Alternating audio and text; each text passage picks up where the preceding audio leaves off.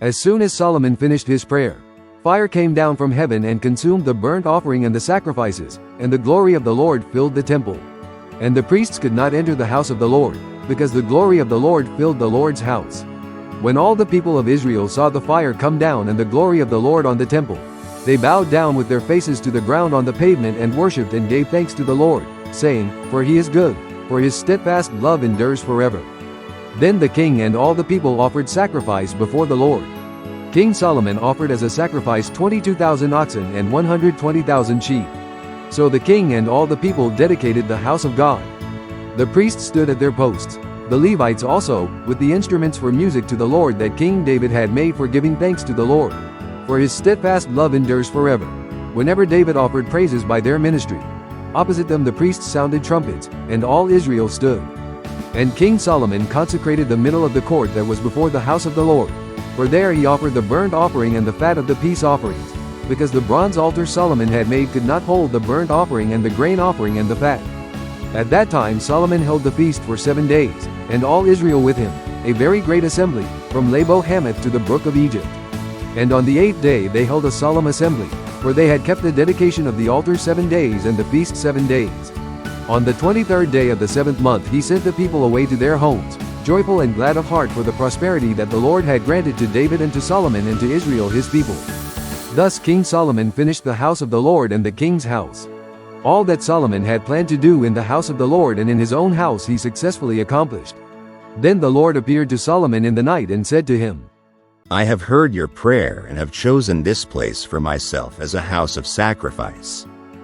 When I shut up the heavens so that there is no rain, or command the locust to devour the land, or send pestilence among my people, if my people who are called by my name humble themselves, and pray and seek my face and turn from their wicked ways, then I will hear from heaven and will forgive their sin and heal their land.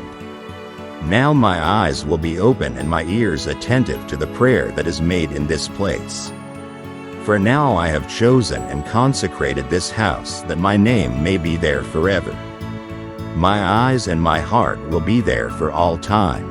And as for you, if you will walk before me as David your father walked, doing according to all that I have commanded you and keeping my statutes and my rules, then I will establish your royal throne, as I covenanted with David your father, saying, You shall not lack a man to rule Israel. But if you turn aside and forsake my statutes and my commandments that I have set before you, and go and serve other gods and worship them, then I will pluck you up from my land that I have given you, and this house that I have consecrated for my name, I will cast out of my sight, and I will make it a proverb and a byword among all peoples. And at this house, which was exalted, everyone passing by will be astonished and say, Why has the Lord done thus to this land and to this house? Then they will say, Because they abandoned the Lord, the God of their fathers who brought them out of the land of Egypt, and laid hold on other gods and worshipped them and served them. Therefore he has brought all this disaster on them. As we can see what happened to the Israelites, if we go and read the Bible, they ended up turning from God and turning several times to wickedness and evil. And then they would get back on the right track and start worshiping God again, and then he would bless them and prosper them as a nation. He wanted to use them as the object to show the rest of the world that if you obey God and his commandments, that you'll be blessed and prospered. There's a similarity here going on. Very much, we started out as a nation, the United States.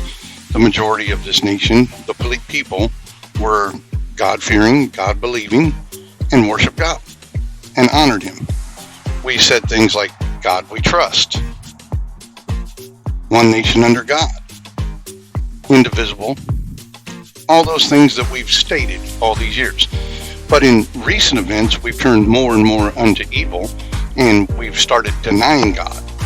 So are we going down the same path as the ancient Israelites did? Are we going down the same path?